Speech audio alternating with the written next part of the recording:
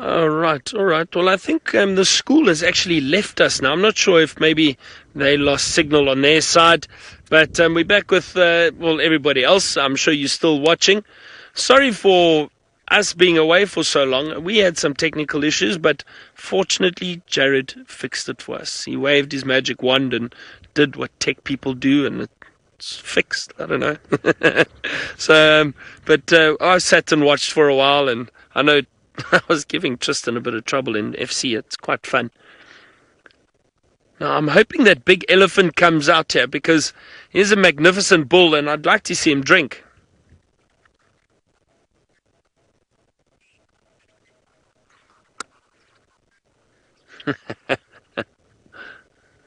Stace, good afternoon. You'd want to know if giraffe are the only animals that use the same legs to walk. So, Stace, as far as I know, they have got a very efficient way of walking. Now, let me actually jump off and show you. I don't want to chase them or be here when that elephant comes up, but it should be fine. So let me try to show you. But most animals, usually it'll be like a left back leg and right front leg, and that's how they walk. This reminds me of a song. Anyway, and then the giraffe, however, they use quite an efficient way of walking. So what they do is they'll use both right legs. So they'll stand and lift right front leg, right back leg, and left back leg, left front leg, and walk. And what they do is they actually rock slightly. So they just swing the legs, and they rock and they swing the legs. So it takes a lot less effort than walking normally. And Senzo's laughing at me at the moment. Anyway, so yeah, they've got a very unique gait, and that's what it's called. The pattern in which an animal walks is called their gait. And the giraffe have got a slightly unique gait when they walk. So both right legs and then both left legs, generally. But when they run and gallop, it's a bit different. Then I think those legs go all over the show. But usually the back legs come through and they kick off the back and the front legs. Yeah.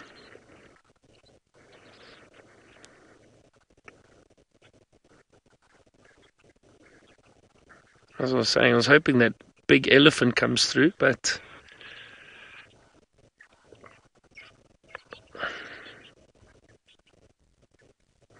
can't see that elephant. I'm just scanning at the moment. CNAC, you asking about that little infection on the giraffe's neck. Now, CNAC, I've always known that to be, I think it's called paraphilaria, if I'm not mistaken.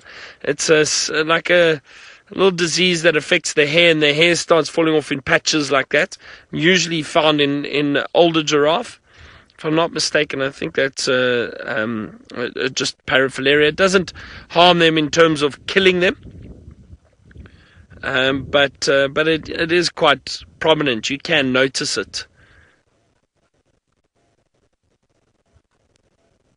And I actually don't know what the reason is that it affects giraffes so much. Maybe just because they're quite exposed.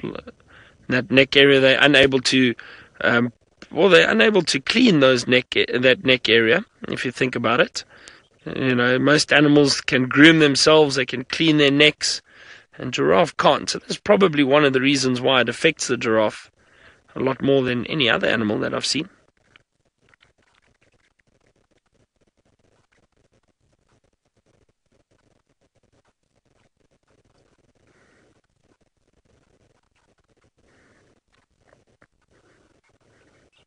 Okay, I'm going to sit here a little while longer and just see if that elephant comes out. But it sounds like Tristan is on the right track at the moment.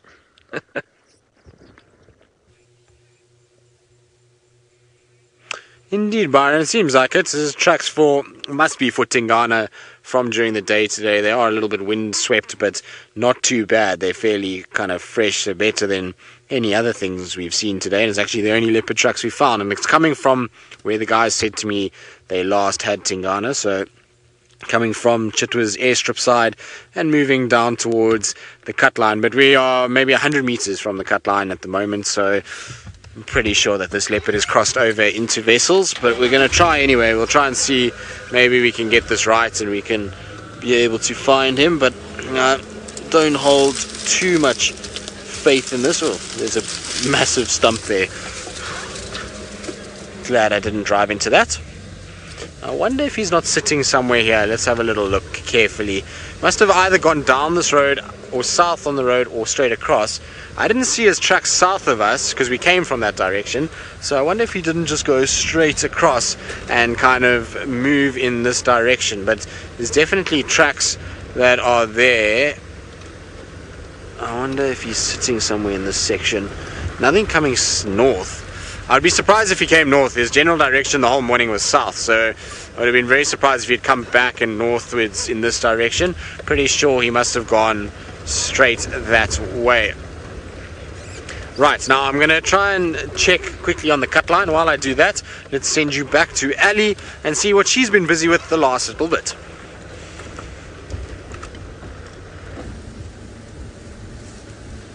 Well, we're still looking for leopards and lucky beans, but we've had no luck, so I think they are probably hiding together. That's what I'm going to go with. Maybe we'll find the leopard or the lion with the lucky beans in their mouth.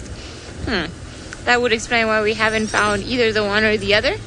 Now, we're not too far from that other spot where I remember seeing some lucky beans, but so far nothing. I think the wind has picked up a little bit, as I'm sure you can hear, and that's probably making everyone just stay hidden. And I wonder if Tingana is also hidden, or if perhaps he managed to get lucky and caught something during the day. I know all of us would be quite happy if that were the case, because then it would mean that it would be an extra step for him, or for him to get back to health. Now here's Treehouse Dam, and it seems like the Egyptian geese have made the return to the dam. They haven't been here the last few days, or the last few times that I've been around, so it seems like they're finally here now. We know Hosanna likes to eat goslings, so maybe this one's have a goslings at some point. Maybe Hosanna will come back. Now it is looking very dark, and like we said, we cannot pinpoint as to whether wants to do, but it's worth stopping and just having a look at the hues and all the different blue colors that we're appreciating this afternoon, because it's definitely a very strange afternoon. We've got that very thick dark blue cloud cover that has kept moving all throughout the day, and it seems like everything is coming from the southeast really. And then of course we've got the beautiful green belt of all the trees and the grass and everything else, and then of course the water of the dam, so it's all quite different. Anna Marie, don't know if unusually cold summer is a way of describing it. It has been, well, the last few days have been very cold, but I don't feel like this summer has been too cold in comparison to some others. I also feel like this summer I've had that feeling when you feel that your eyeballs are burning because it's so hot. But it has seemed to be a bit of a drier summer, that is for sure. Not as much rain as what we had in the previous years, so at least not in this area. So certain things have been changing. Oh, there's a little kingfisher. You see on the fallen over tree?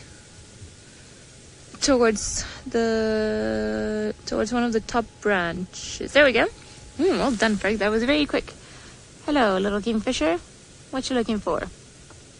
Now, I have spent the whole summer trying to capture on film the display that the woodland kingfishers do, and I've been stalking them out of my window for weeks, and I've asked everyone, if they come, let me know and I'll go film them, and I still have not managed to get them, because every time that I think that I potentially will get lucky with them, then it's almost like they figure out my plan and they go somewhere else. And I mean, with that beautiful blue, you can't really blame me. They are stunning. Watching birds cleaning their beak and fluffing up their feathers has got to be one of the funniest things. It's almost like it's just not a bird-like movement. Now, this kingfisher, I know he's right next to the water, but normally the woodlands do not eat, or the woodland kingfishers do not eat, they do not eat fish. They actually eat insects, and this is part of the reason why they migrate from one area to the world to the next, and it's because they follow the summer. So wherever it's summer, there's going to be a lot of insects, and there's going to be a wonderful food source for them. So as it starts drying out here, then they're going to start going all the way up. Ellie, you're saying that kingfishers are prettiful birds. I agree. I like them. I absolutely love all sorts of kingfishers. I think they're all very pretty. But woodlands are definitely on top of some of my top birds, some of my favorite ones. But also some of the ones that I come to hate at the end of the summer because they can be very loud for a very long time. And they'll be some of the first to start calling. So around 3:30 in the morning or so, you'll hear chip chirr, and then they start going and going and going. Now, you're going to go for water. There we go. Just for a bit of a bath. Making you work for it. There we go. That's the display that I've been...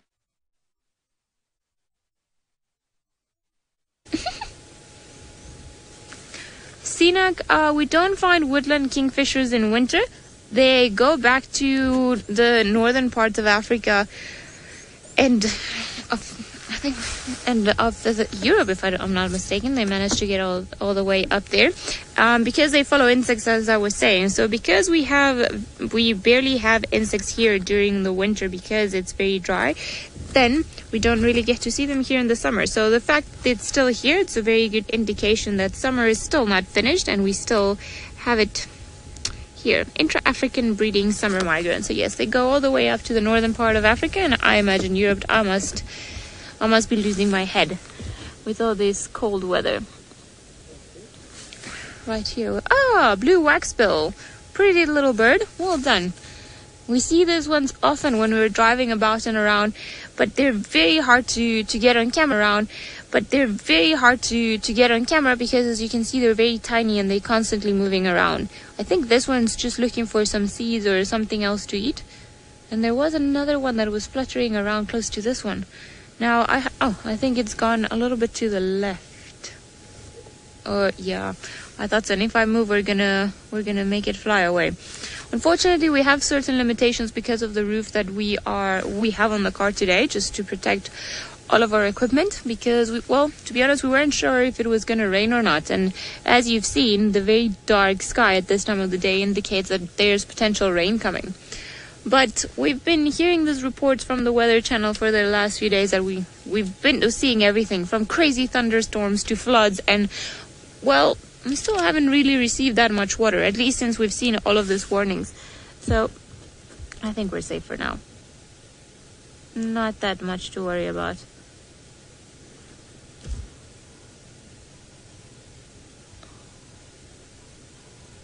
Sama, you are wondering why don't birds rescue their chicks if they fall off the nest? Well, sometimes because they just really cannot put them back on. Oh, except the chicks if they fall from the nest. Well, likely because they don't imprint or certain... Okay, let me rephrase this. It depends on the species of bird. Sometimes they will not or imprint with their chicks. Therefore, if the chick goes away and moves up to a certain area when it's still very young, the parents haven't had the chance to imprint and vice versa. So that's perhaps part of the reason why they will not recognize them. And that's what I would suggest. But I'm not too sure.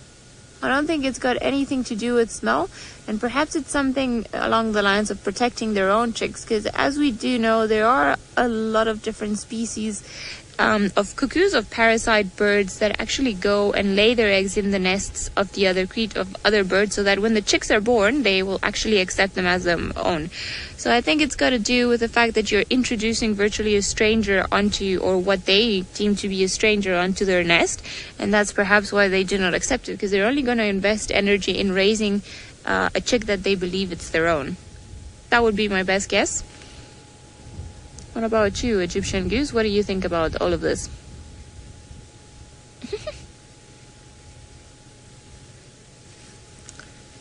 Reem, it is getting very dark, and I should say it's probably a little bit darker than usual at this time of the day because how thick the clouds are.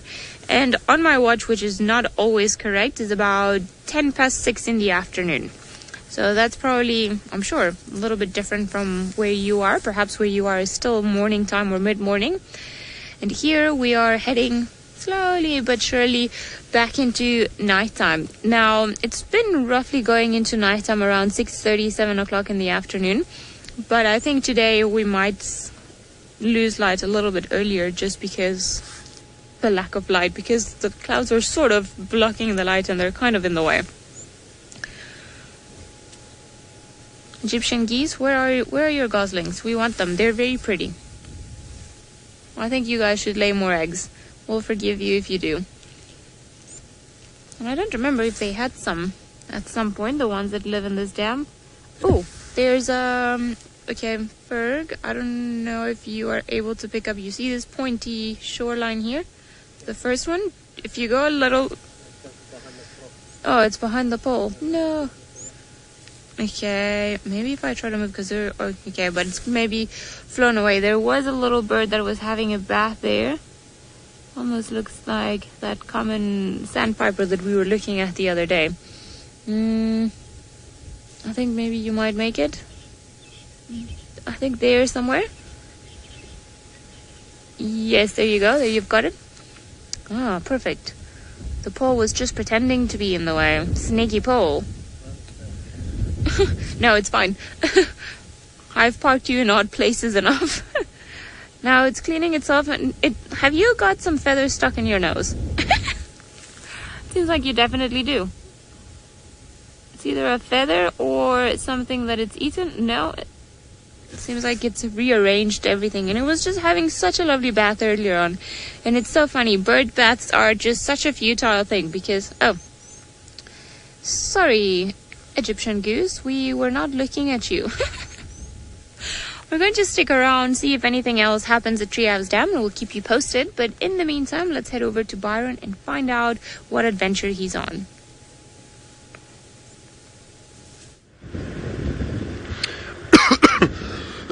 Excuse me, sorry, perfect timing. So we're busy driving around, no luck just yet. We are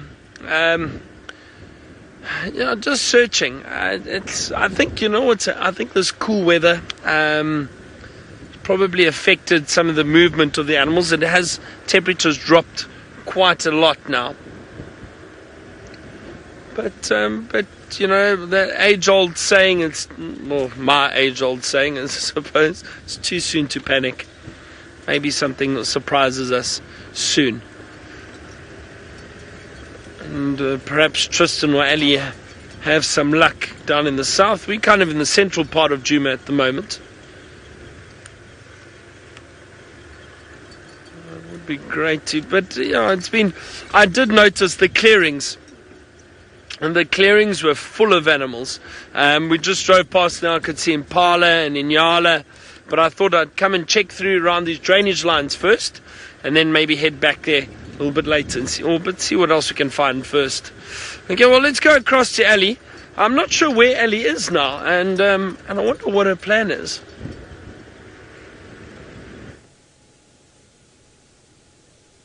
We're still at Treehouse Dam, sharing some time with the birds that are here, just because we're going to lose light very quickly. But I'm also hoping that we're going to be able to hear something that perhaps will indicate the presence of a bigger animal.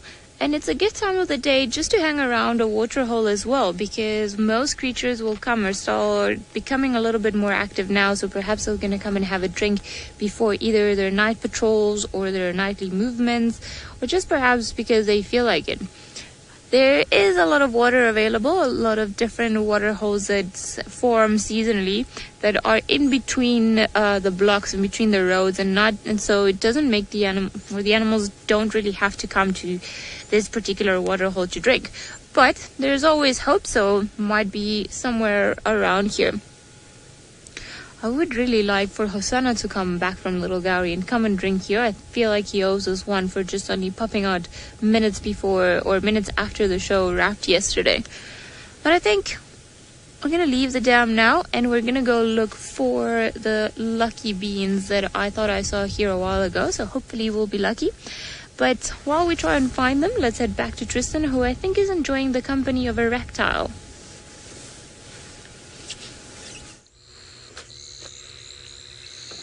I am enjoying the company of a reptile, a very relaxed, reclining reptile, which is sitting atop its log and taking it as easy as any reptile has ever taken it. It's got its legs folded back, just having a really good rest.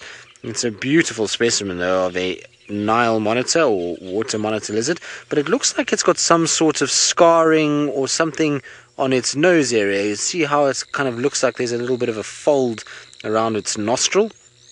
So I wonder if it had a bit of a deformity in its head or a bit of a break in there that something maybe tried to attack it. Doesn't look like any scarring on its back or anything like that. It just looks like its head's a little bit funny.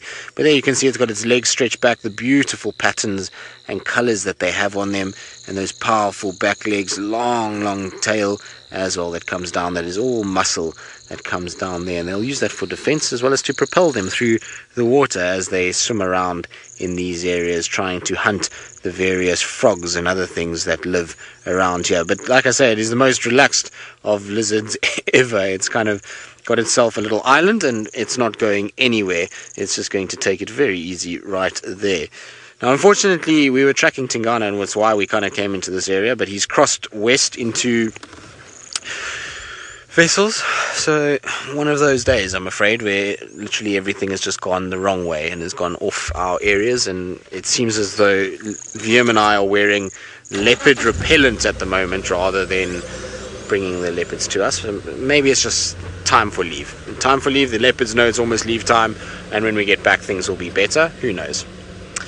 But it has been a rather frustrating day, I'll tell you that much. It's the only tracks we found has led us straight to a boundary, and all the other reports of leopards are off our boundary as well. So a little tough when it's like that, but it's okay. It's okay. We will find one at some point. Our perseverance will be rewarded, and we'll get something really epic for it. And we've had a really good afternoon with birds and other things, which is also important. So there's not that there's just leopards out here. And as everyone knows, I am crazy about leopards, but I enjoy pretty much everything out here. It's not really many animals I don't like watching. So birds and reptiles and all those kind of things are just as much a part of it as anything else. So sometimes good to just diversify a little bit and to not only solely focus on one animal when there's so much else that goes on out here.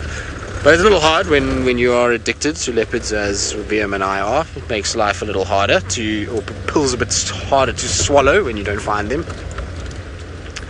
Joy in Hong Kong, you're asking about our baby crocodiles. Joy, I have no idea. I've looked for them. I don't see them though. So I fear the worst has happened, and that unfortunately our baby crocodiles may no longer be with us. You never know. Maybe they've distributed into a small wallow somewhere. Maybe they went up the Mulawanini system.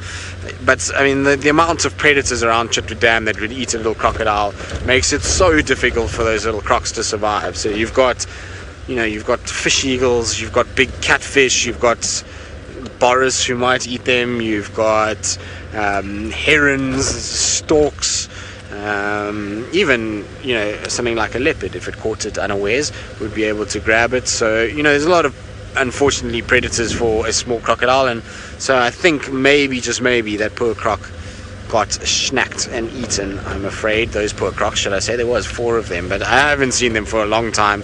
I thought I saw one the other day. I thought I saw an individual with Vlad lying next to it, but it went under so quickly that I couldn't see if it was actually a crocodile or maybe a bit of debris or something like that.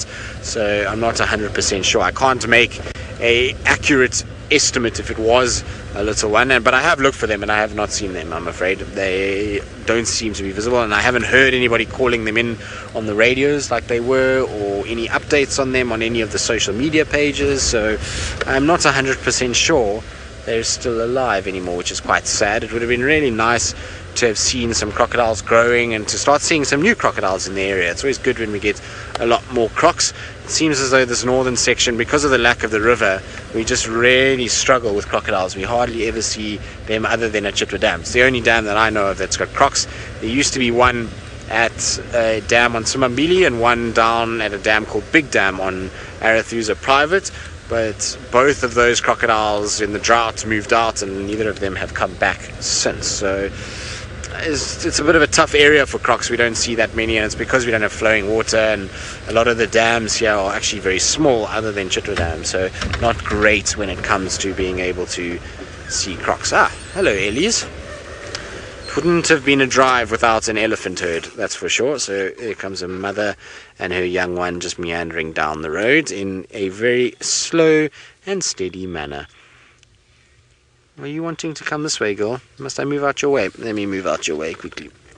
Now, if I don't want to cut her off on the right-hand side here. You can see there's a nice little gap for me to go, but that's an area where the rest of the herd is, so she's going to cross that way anyway.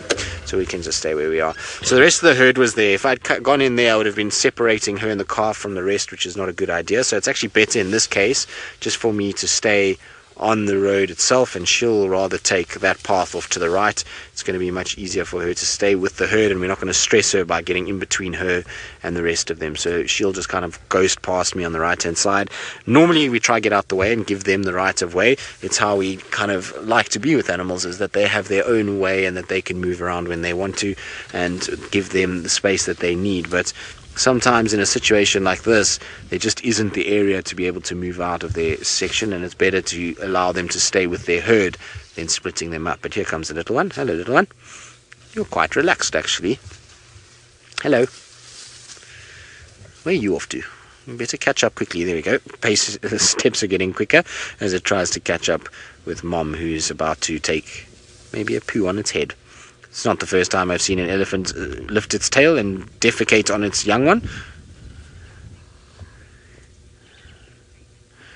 Renan, that baby, I would say, I mean, it's a very young female. It's probably her first one that she's had. You can see there's no sign of tusks yet, but there are little swellings there. So I would say that that elephant's probably between 4 and 5 years old. It looks a lot bigger than what it actually is. It's just that that female is still tiny. It might actually be just an older sibling, or like I say, it's her first little one that she's had. Hello, little woodland kingfisher. Where did you come from? So there's a little woodland kingfisher in amongst the ellies. A splash of colour on a grey day, that's for sure. It's about as beautiful a bird as we get out here. Look how vibrant those blues are with the ellies walking in the background. It's actually a very cool picture. Well done, Vildy. Now I wonder if it's going to fly. It just went to the toilet. Generally when birds go to the toilet, they're about to fly away. So let's see if that one does fly. No, it's sitting there. What did you grab? Oh, something got eaten. Little insect of some sort, a grasshopper. Well, it didn't last very long, whatever it was. It just got munched quite quickly. But you can see these guys have massive beaks in relation to the size of their body, and they really do go after big things. So here come some of the females in front again. So the rest of the herd still slowly but surely coming over. Oh, look who it is. Hello, short trunk. What are you doing here? I haven't seen you down this side before. So you see it's missing the tip of the trunk. So it's our short trunk Ellie. Hello, girl. It's a long time since I've seen you. Very cool to see her. I haven't seen her for ages, so probably been about 2-3 months since the last time I saw her, maybe even longer. But very cool that she's around. I'm actually quite intrigued to see how she eats these fruits. Let me just go back a little bit, Vim. Hold on. Because without those fingers on the trunk, I want to see how she actually copes with picking up the fruits off the ground. Hold on. Hopefully she'll stay still, and I'll be able to see. I'm just going to turn in like this. There we go. So, didn't recognize the rest of the herd, but that's really cool.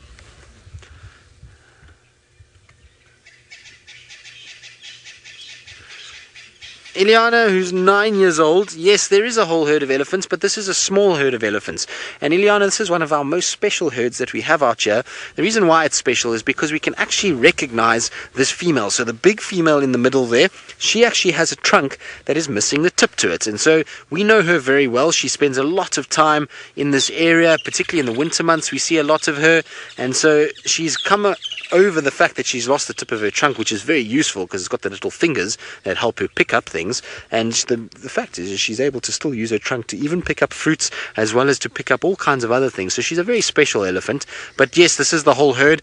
They're not a very big herd. There's only the 4 of them in this herd. Every now and then there's a young bull that attaches to them and makes up 5, but most of the time just the 4. And it's pretty much her probably all of her offspring that she's had. So her oldest daughter, then her middle, and then her little baby at the back there. So that little baby is not from that female. Like I said, maybe it was from another one. So there we go. Now you can see. Very cool. Awesome to see her again. And I'm going to leave her to carry on and go down into the thickets. She wants to look like she wants to come back to the road, so I don't want to get in her way. But that was a nice surprise. There we go. It was a nice surprise for a bit of a tough day at the office, always good to end it with something like that. So that was very, very cool. Happy that I saw her. Like I say, it's been a while since I've seen her, and I'm glad to see she's healthy and looking good and is very relaxed as always. Nice. Starting to get quite dark now though, unfortunately. We're going to probably have to start putting lights on in the next little bit. It's amazing how quickly it gets dark when we've got this cloud cover that hangs around. We get this kind of, all of a sudden you just get this cloud enveloping everything and it gets dark super fast, so you kind of end up getting caught unawares sometimes. Right, now I'm going to head slowly back towards Djuma, given that Tingana's gone off, no signs of any other cats around here. So while I start heading back towards Djuma, let's send you back to Babyface Byron and find out what his plans are for this evening, and if he maybe has some sort of date tonight that he had a good shave this afternoon. No, Tristan, I just shaved to look respectable, that's all. That's all I did. Sure. Yeah, Tristan. Well, it looks like I've got the luck Tristan had this morning, because we can't find anything. It's been fairly quiet for us this afternoon, but I think it's the weather. I mean, okay, we did see some elephant as we left camp, but we didn't get them on camera. A beautiful European roller that just flew past quickly. But you know what? There's still time to find something interesting. So let's see. But feels like the animals have taken Monday off. Maybe that's it. Tingana decided to show up to the office early this morning, and then he just left.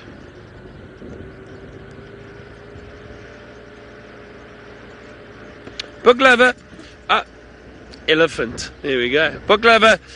You were saying because it's so cold, would it be possible for an animal to catch the flu? No. I've never seen a leopard walking around sneezing and sniffing. So no, they wouldn't catch a cold or the flu. Okay, now I've got to show you this elephant just to prove that we did find something, but he's hiding in the bush. There he is. Come on. Let's just quickly get that elephant, just so we can say we found something. Otherwise, Tristan will shout at us again, saying we're not finding anything. Is that alright? There we go. There's one lone bull elephant. I don't see any others.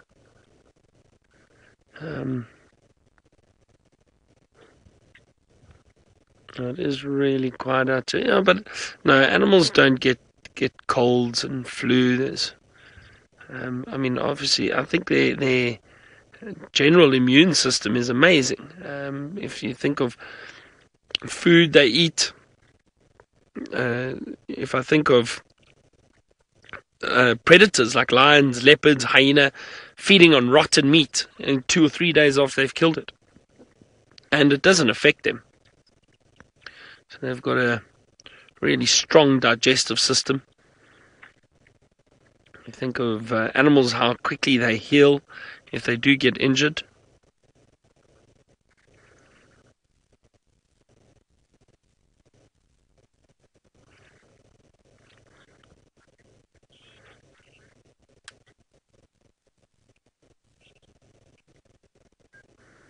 Oh, gee, like you were saying, it's so beautiful to see these elephants. So you must have enjoyed the drive so far, because I know there have been a few elephants seen. Maybe that's not so beautiful. Elephant obviously drop a lot of dung during the course of the day. So I'm just listening quickly to the radio. Just trying to hear if there's any news from the various guides.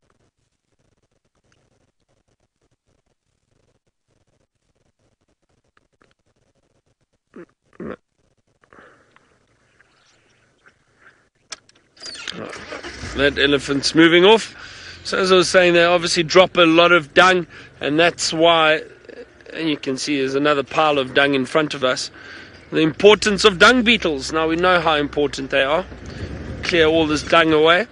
Reem, elephants are not endangered. There are thousands of elephants through Africa. However, we do still need to raise a lot of awareness for the conservation of elephant, because there are still areas where they are faced with poaching issues because of their tusks.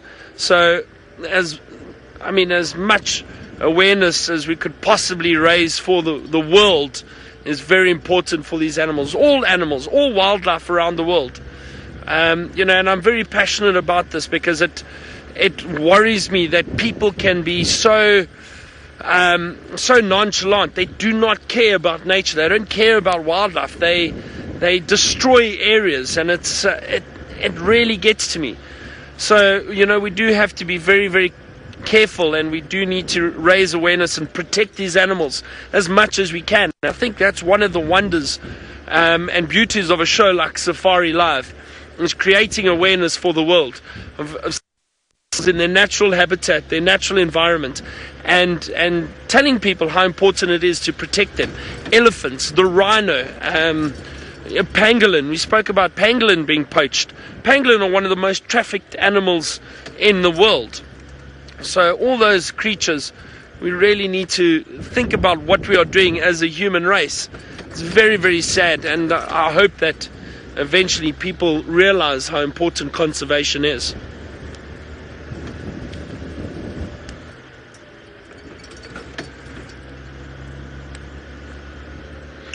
Alonzo, apparently you 9 years old. Hello, Alonzo. Nice to hear from you.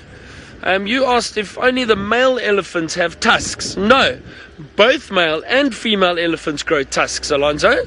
So often you'll find a big herd of elephant where the females and the young elephant are together, and you'll see they also have tusks. Generally, though, the male tusks or the male's tusks do get a lot bigger. Big bulls sometimes get really thick tusks, and in parts of Kruger and other parts of Africa, you get these wonderful big tuskers, these huge tusks from these elephants, the old big elephant bulls. But both male and female have got tusks.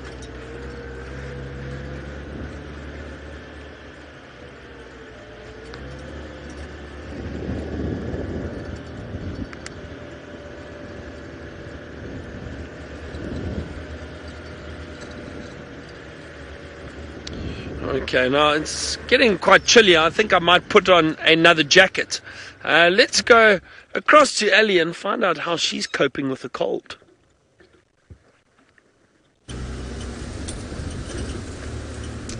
Well, I have 2 jerseys on, so I'm sure that is the way to go. I find that the trick for the South African summer is to have a sweater underneath and then some sort of windbreaker on top.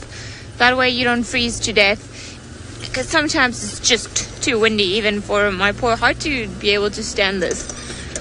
Now, we haven't been lucky with pretty much anything. It's been quite a quiet afternoon, and I think I'm just going to have to come back in the winter time to look for the lucky beans. Probably the best time to look for them. Now, I think it's time, or it'll be time roughly soon, for us to actually start putting on some lights, as it's getting dark and now I can't quite distinguish what's out in the distance. So I think light time is on. Let's see what we can find around here. I almost feel like a pilot whenever we drive these cars, because there are so many switches, so many lights that need to be turned on.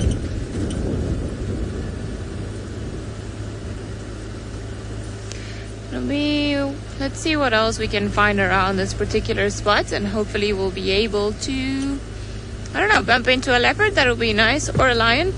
Seems like the guys have been driving around Buffelshoek this morning, but there's been no reports of the lions there. So I don't know if maybe they carried on walking, or if perhaps because there aren't too many vehicles out looking for creatures, perhaps it's a little bit harder for all of us to find animals, to find where they've been and where they've gone.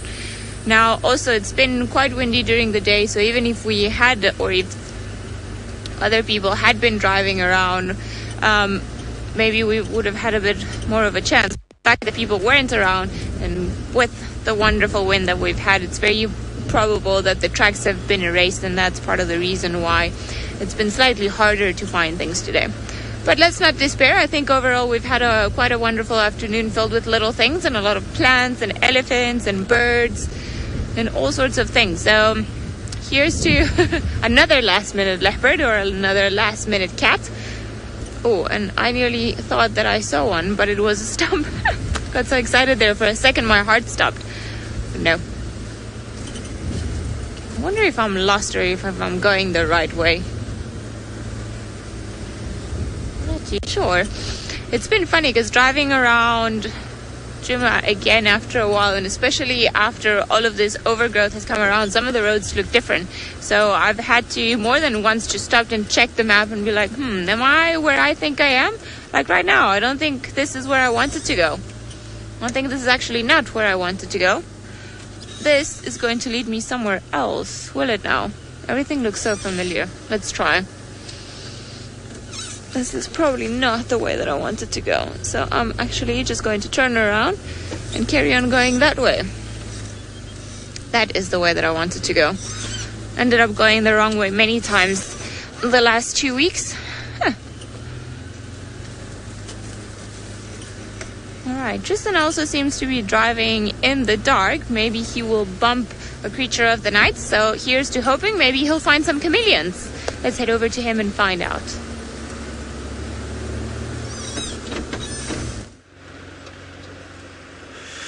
Well, Ali, I am in the area where we had our chameleon yesterday, so maybe we will get lucky and find a chameleon sitting somewhere here. We had a super colourful chameleon yesterday, so maybe we'll get one.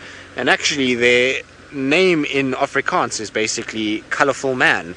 So it's a verkleer mannetjie, which means verkleer is colours and mannetjie is a man. So it's a kind of colourful man. Isn't that right, Wiem? I'm right, eh? Colour changing man more is what it means. So there we go. But very cool name. I think it's quite a descriptive name for a chameleon. So it was just in this area over here. So I'm just checking all of these bush willows around here. Maybe our chameleon is in one of these trees and just taking it easy. What I think we should also just do is pay a little visit quickly to Janet Jackson. Janet Jackson is right here in a dead tree on my right hand side. So we'll have a little look around for Janet Jackson shortly as well. Just see if maybe Janet Jackson is around. But for that, we're going to have to just take a little sneaky gap through here. Luckily, this is the fire break, so it can be nice short grass anyway. So us driving on it is no problem. But don't tell anyone. No, I'm joking. It's okay to do this. You can actually see I've done it before. I've driven here, but since the rain, it's kind of covered where I drove last time. And we don't have to worry about driving over our chameleon because he was a little further down. So that's okay. Now let's see if our Janet is home. I'm going to have to try and drive quite close because otherwise the infrared light won't be able to go past the tree. Come on, little Janet Jackson, be home and be relaxed today. No, nothing at home in Janet Jackson's home. Just an empty hole, I'm afraid. Janet Jackson, where are you these days? Have you gone on holiday? Seems like it, with the cold weather. Maybe she's a snowbird. And she just goes away for, or he, I don't know whether it's a he or a she, and goes away for the cold weather, and we'll be back in the warm weather. But no sign of Janet Jackson, I'm afraid, so we'll keep going. I'm just trying to think where else I can check for anything this evening. Maybe Treehouse Dam for Hosanna, a late minute Hosanna. This is where he was seen last.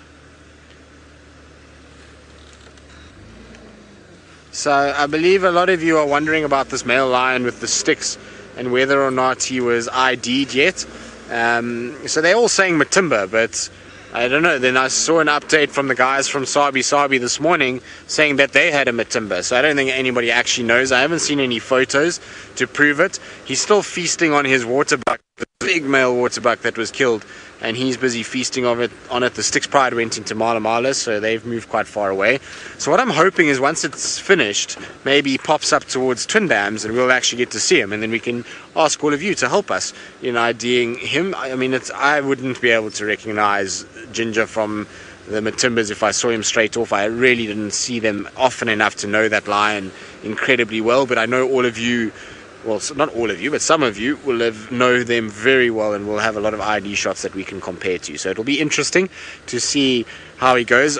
I'm just so surprised that that male lion is still sitting on a carcass for 2 days now and not one Birmingham has come through. It amazes me that he's flown under the radar of the Birminghams, and especially where he is, because he's on Treehouse Dam on Little Gowrie side, and that is a hotspot for the Birminghams. They often walk past there, so I'm very surprised. It just goes to show that the Birminghams are being spread quite thin at the moment and are not focusing on what's going on, and they must be careful, because this is, yes, maybe an older male lion that doesn't pose too much of a threat, but there could be an individual that is, or individuals that come in that are younger and fitter, and they might cause a lot more of a problem for this male lion. So he needs to be a bit careful and make sure that, well, the Birminghams need to be a bit careful and make sure that they kind of to pay more attention as to who's moving around in their area. And that could have gone seriously pear-shaped, because that Matimba could have easily come in, if it is a Matimba or another male lion, and killed all of those Styx cubs, every single one of them, which would have been an absolute disaster. So we need the Birminghams to just pay a little bit more attention. It seems as though our males at the moment, I don't know if there's something in the air that they're just not focusing, but our dominant males of both leopard and lions at the moment are being very lax in protecting their territory, and it's causing a bit of a stir and a number of, intruders to be coming in. So we need things to be tightened up a little bit. So the boys need a talking to. They seem to have been taking it easy, maybe too much summer holidays, and is now really struggling to get into things in the new year and actually take things a little more seriously and evict all of these rebels that are coming in here. Of course, I'm just joking. It's not how it works at all. It's just animals doing their thing and trying to establish themselves, and this is the way things go. Right, now I'm driving in the dark. I'm not having too much success in spotting anything, but I believe Byron is also driving in the dark, and, well, he's eagle-eyed Byron when it comes to scorpions. Maybe he'll find a scorpion or a chameleon this evening. Yo, I'm trying, but I don't know if this weather is going to help us. I think it's going to be tough to find chameleons, but I'm going to try.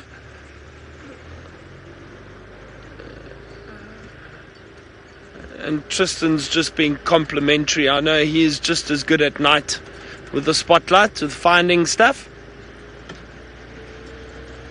So we'll try our best, but for the moment it's pretty quiet. I'm checking the trees, but I'm also losing my spotlight. No, there we go. Oh dear. I've got some spotlight issues with Wendy. Wendy, really, this vehicle has been giving us trouble today. I think tomorrow Tristan can take this vehicle and I'll take Rusty again.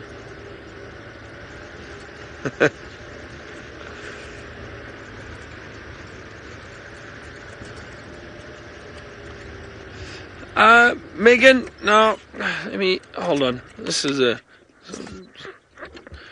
calls for a stop answer. So that's when I stop and turn around and talk to the camera and get very serious. So let me try to show you. There we go. So some pictures of pangolin. And Megan, you want to know why these pangolin are so endangered and so rare. So this is a pangolin that I saw in the Kalahari. I think it was about a year ago. And this, the thing with pangolin, sorry, I was just listening to the radio there for a second. The thing with pangolin is these scales, and you can see them very clearly there. That's made out of keratin and hair. The same stuff our nails are made out of, very similar to that of rhino horn. And unfortunately, there is a myth that those scales have medicinal properties and are able to help heal certain ailments. However, that is not true. It doesn't do anything for you. But these little guys, and a pangolin, a large pangolin is about maybe this high off the ground and about that big. Not very big, even less, about that high off the ground. So not very big at all. And tons of them get exported illegally every year. They get poached. And there are many different species of pangolin. There's some in Asia and Africa. Only found on 2 continents, Asia and Africa, but a few different species. But this is the Temminck's ground pangolin. And it's the only one that we get down here in southern Africa. But yeah, they do, unfortunately, they are poached for those scales. But beautiful, beautiful little animals. And you can see clearly over there those lovely claws. Let me zoom in a little bit there. Look at that. They're very sharp claws. Amazing diggers. They can dig holes very, very quickly and look for termites and ants that they feed on. They are beautiful little creatures. And it's so sad that they get poached for scales which have absolutely no use other than protecting these little creatures from predators like lions and leopards. They'll roll up into a ball and that will protect them. Those hard scales protect them. But in terms of medicinal use, nothing. Not for people, not at all. So that is unfortunately one of the myths. Same with rhino horn. Why people poach for rhino horn. So that pangolin I saw with on live, but in the Kalahari. I've never seen a pangolin on Safari Live. But I'm sure. I think that last year they had a few sightings in this area with pangolin. I don't know if we got one on Safari Live though, or they saw one taken. Yes, so they have seen a pangolin on Safari Live before. But last year there were a number of sightings of pangolin in this area, on the neighboring properties. So there are pangolin around here, but it obviously depends on the time of year. And with them being strictly nocturnal, it is difficult to find them. Well, I say strictly nocturnal, not necessarily. They're mainly nocturnal. However, you can find them occasionally walking around during the day. Depending on if it's winter or not, cold conditions, they do come out during the day. Okay, we need to try to find some nocturnal now.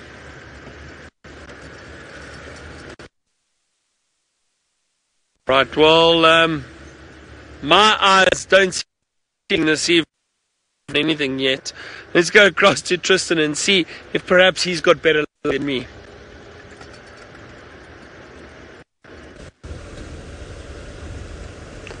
Byron, I think we're in the same boat, buddy. We're going to be having to have an apple juice together in celebration of failure this afternoon to find what we've been looking for, because I also haven't seen anything this evening. I'm trying hard to try and find some bush babies or a chameleon or a scorpion, even maybe a nightjar. And nightjars, actually, I completely have forgotten about this, and I don't know why I've forgotten and why I haven't been looking more. But there was a pennant-winged nightjar that was seen a few weeks ago, and the pennant-winged nightjar, for those of you who don't know what a pennant-winged nightjar is, this beautiful nocturnal bird with these long streamers that come up with its wings. Very, very pretty bird. I'll show you a picture of it now. But it was seen at Gallagher Pan, and it's seriously uncommon in this area. In fact, I've seen one, and it was around. So I think I should have gone past there tonight. I think we might not have enough time to get there right now from where I am. But maybe tomorrow night, if somebody reminds me early enough in the drive, I'm going to head in that direction tomorrow night and try and see if I can find a pennant-winged nightjar for all of you, because I don't think anyone will have that on their list. And I'll show you what the bird looks like. Just give me 2 seconds just to stop so that I can find the picture on my phone. It's a picture that was taken by one of the landowners from Buffelshoek, and he managed to see it. It wasn't too long ago, it was a few weeks ago, but I'm just trying to find, there we go, Sabi Sands birds. Now I need to find the picture. There it is, there we go. So, it's a interesting looking bird. Let me just touch that VM so it goes black and it'll be much easier. But there we go. You see it's got those long streamers coming off on the sides there and on the back. So this is a male pennant-winged nightjar. The female doesn't have these. You can see the kind of white streamers that come down. So a long feather and a beautiful bird to see. It's a very rare bird in this section, so maybe we'll get lucky and find that male bird. The female bird lacks the white on the wings, so she can be quite easily identified, although a European nightjar doesn't have that white in the female, so you've got to be a bit careful with that. But she also doesn't have white on the trailing edges of her tail, so that's how you can ID her and find her. But unfortunately I haven't seen it yet, and so maybe tomorrow is a good idea to go look for it.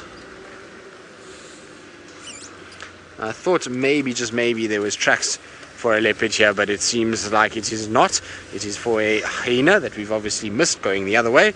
And so while I try and figure out what else I'm going to try and find, let's quickly link you across to Byron.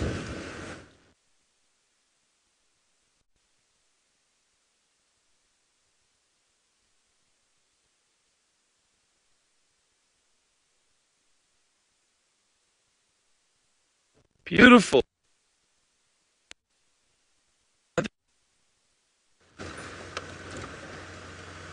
Well, I'm not sure what happened with Byron. I was told to quick link. I'm not sure what he found, but maybe he found something of interest, except that he got technical problems, and so you're back with me, unfortunately.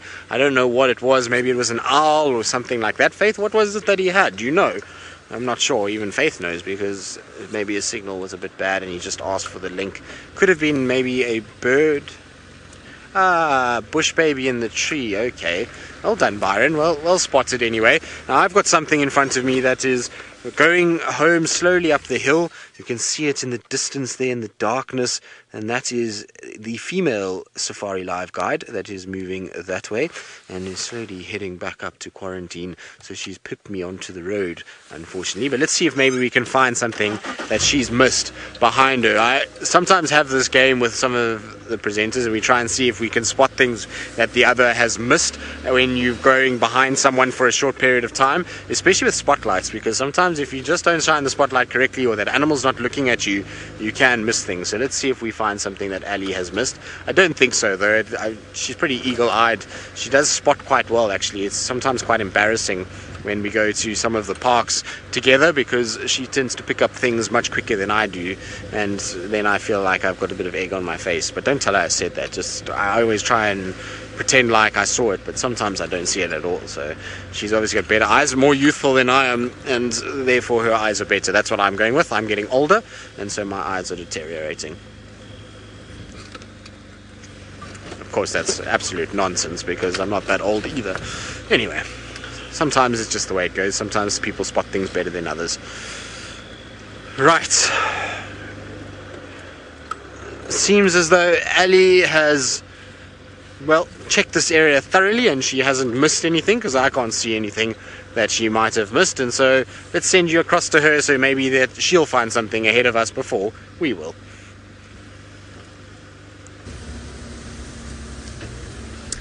Well, maybe we will, maybe we won't. Not even the little scrub hares that live around this area are here. But I do think that there's some impala moving into the thickets later on. Or not later on, but further down the road. Oh, there's a little scrub hare running away. Yep, go and run away.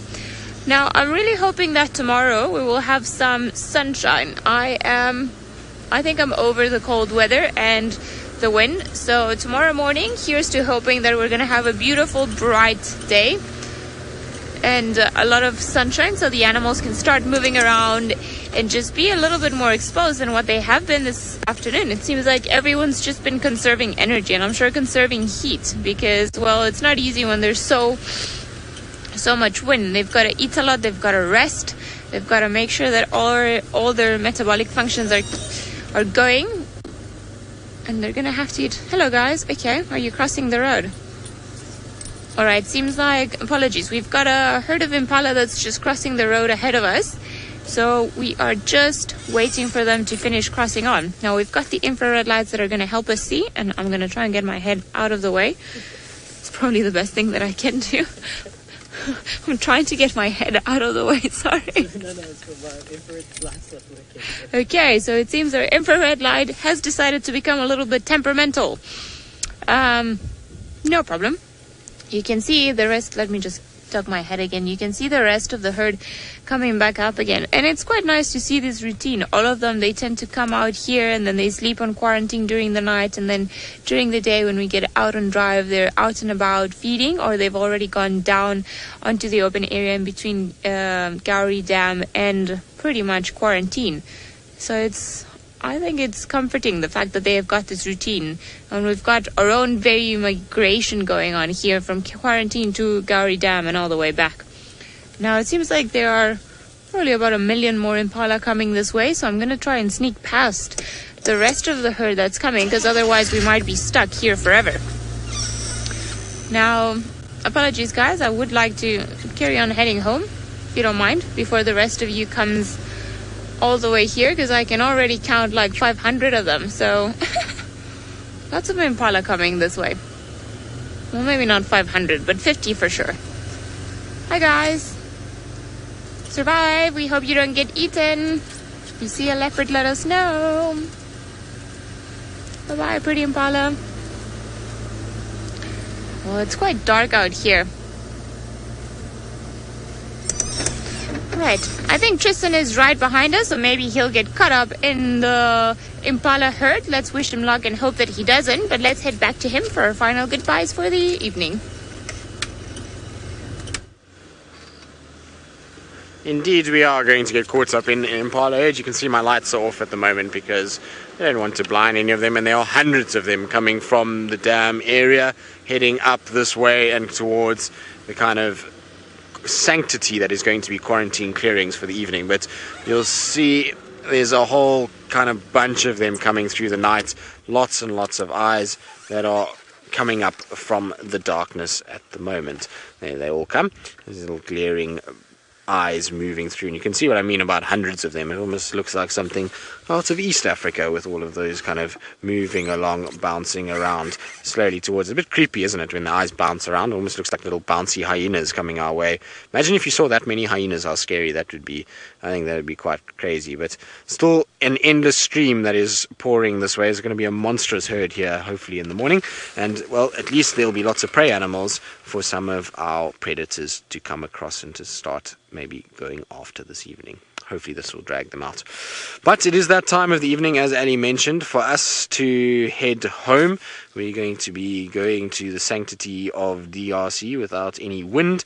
It's been a tough day for some. Byron seems to have had a wonderful day, and hopefully tomorrow there'll be sunshine and a change in our fortunes and our luck, and there'll be lots of things out and about. It's still had something for everyone though this afternoon. But from Ali, Byron, myself, all Cam-Ups, Faith and FC, it's been an absolute pleasure, and we hope to see you tomorrow morning on our sunrise safari.